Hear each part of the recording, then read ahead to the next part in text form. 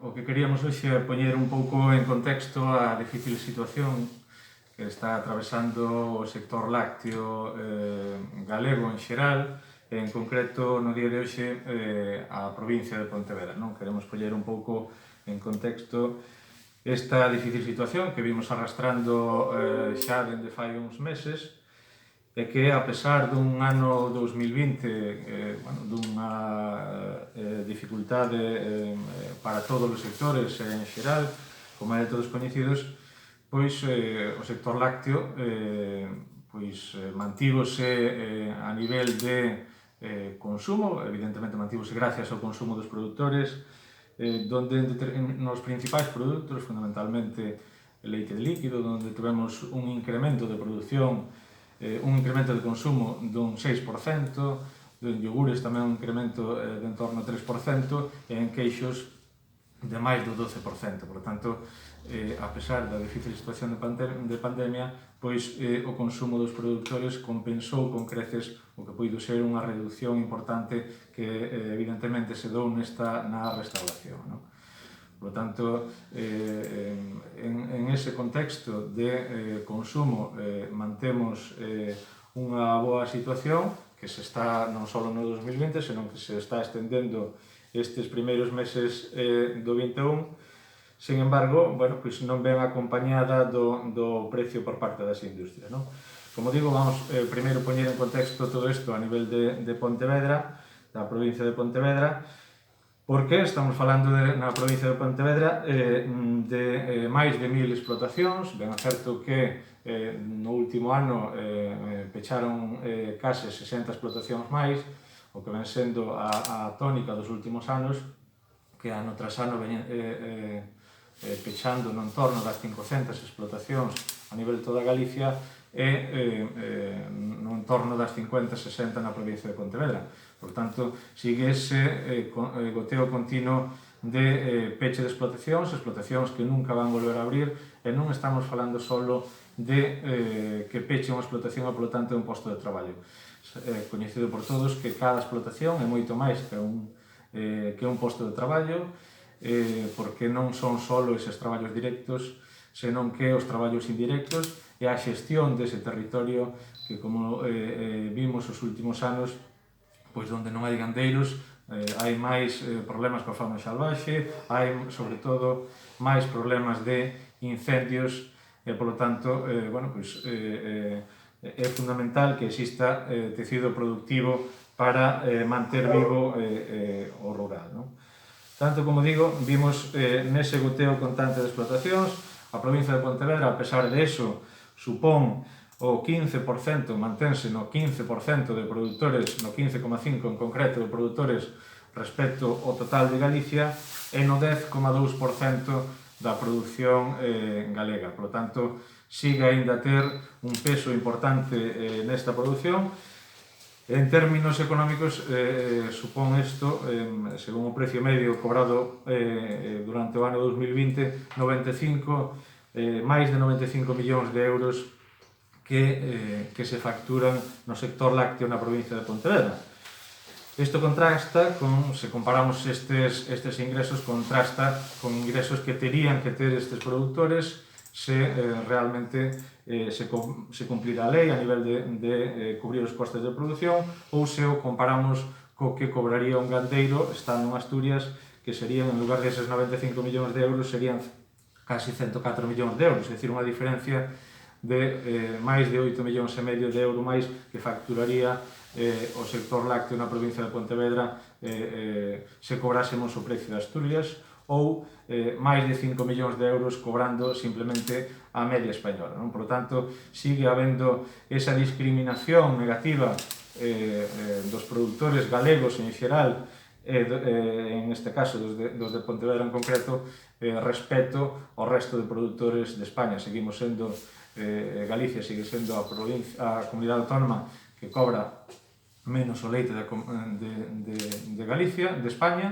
e, polo tanto, unha situación que segue a ser preocupante. De feito, o último dato que se publicou fai uns días, que é o dato correspondente a febreiro, se incrementa respecto ao mes anterior, a xaneiro, esa diferencia respecto a España. Non? Por lo tanto, un dato que segue a ser preocupante, sobre todo se o comparamos, por exemplo, coa media que teñen as nosas explotacións de materia grasa, co cal, que é a máis alta de España, e que, polo tanto, o noso leite xera un valor engadido a esas industrias que non lo compran superior ao de outras comunidades. Por tanto, con isto quero dicir que se entende ainda menos ese precio baixo. Respecto ao consumo, decía antes que se mantivo e se mantén constante con incrementos importantes en leite líquido, en iogures e en queixos. E tamén querer salientar aquí a situación que están tendo as industrias no seu mercado respecto aos produtos industriales. Fundamentalmente, leite en polvo e manteiga, están tendo as industrias, que son as que se benefician destes incrementos, fundamentalmente, como digo, en leite, polvo e manteiga moi importantes. En concreto, a manteiga, o dato publicado fai uns días, supón un incremento dun 23% respecto ao mesmo mes do ano pasado. Un incremento importante que non se está vendo reflexado nos ingresos dos produtores. Respecto ao leite en polvo, falamos dun 16%, polo tanto, tamén un incremento moi sustancial que, como digo, non se reflexa no que cobran os produtores. Por lo tanto, vemos o doble contraste. Por un lado, as industrias están vendendo o seu produto porque o consumo aumentou, están tendo un beneficio maior porque os produtos industriales tamén están aumentando considerablemente o seu precio, e incluso as subastas a medio e longo prazo están sendo positivas. Por lo tanto, a tendencia parece que vai nesa línea, e todo isto contrasta co forte incremento dos custes de produción nas nosas explotacións que xa vimos arrastrando os últimos meses, fundamentalmente de pensos. Sabemos que o 60% dos custes de produción das nosas explotacións de leite proveñen da alimentación. Estamos tendo un incremento neste sentido superior ao 20%. Por lo tanto, fundamentalmente derivado da soia e do millo, que son os ingredientes principais dos piensos do noso gando, e, polo tanto, isto fai que as nosas explotacións se poñan nunha situación máis complicada. En esta situación, estamos tendo a renovación dos contratos coas industrias, é unha renovación que na maior parte, ou no mellor dos casos, o que nos están ofrecendo é unha renovación, un mantemento do precio que tiñamos o ano pasado. Por lo tanto, nunha situación de incremento de custos importante para as nosas explotacións, nunha situación de mellora considerable para as industrias, non se entende, ninguén pode entender que as industrias se pechen e non queiran negociar nin unha sola coma dese precio, deses contratos que nos impoñen para un ano. Non olvidemos que a día de hoxe non hai posibilidad, ningún gandeiro ten posibilidad de negociación coas industrias. Os contratos seguen a ser totalmente impostos polas industrias e, polo tanto, nunha situación como esta, non se entende eses contratos que, unha vez máis, veñen ser a un ano e sen posibilidade de beneficiarse desta situación mellor para eles de mercado e intentar compensar ese incremento noso dos custes de producción. Parécenos totalmente inmoral por parte das industrias non querer mellorar ese precio deses contratos, pero aproveitarse tamén, hai que dicilo, da situación de pandemia que nos dificulta tanto incluso reunións con gandeiros, pero se esta situación non fora que posiblemente estaríamos falando de grandes movilizacións no sector lácteo, porque a situación, como digo, é moi complicada. Pero se é inmoral o que están facendo as industrias, tamén o é, ou moito peor incluso, o que están facendo as administracións, que é mirar para outro lado e permitindo que se incumpla claramente a lei. En primeiro lugar, o Ministerio de Agricultura, a través da lei de cadea, se puxeron, esa mesma lei reflexa que non se pode comprar ningún produto por debaixo dos seus costes de produción. acaba de facer público, tamén fai unhas semanas, o seu propio coste de produción das explotacións, que está no entorno dos 35 céntimos.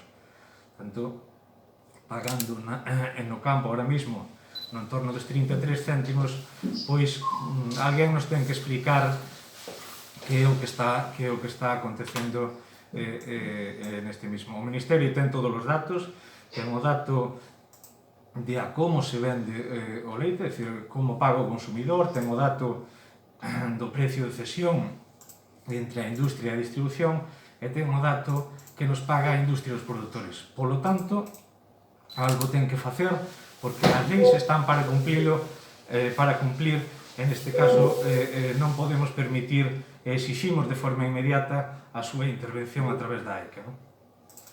Para que se renegocien estes contratos que están a firmar, que se nos están impoñendo ahora mismo no campo. Tamén a Consellería de Medio Rural fai uns meses se encargou a bombo e a platillo de sacar un plan lácteo, un plan lácteo que está claramente falto de presuposto e, por tanto, que simplemente foi propaganda que ahora mismo debería de actuar. Tamén dicir, respecto á Consellería, a parte do plan de dinamización do sector lácteo, que, como digo, estamos cansados de ter un plan de dinamización cada novo conselleiro e que non se actúe. Levamos tempo esperando por unha ferramenta que establece os custos de produción das explotacións e, por outro lado, tamén lle exiximos contundencia coas axudas que se lle dan ás industrias.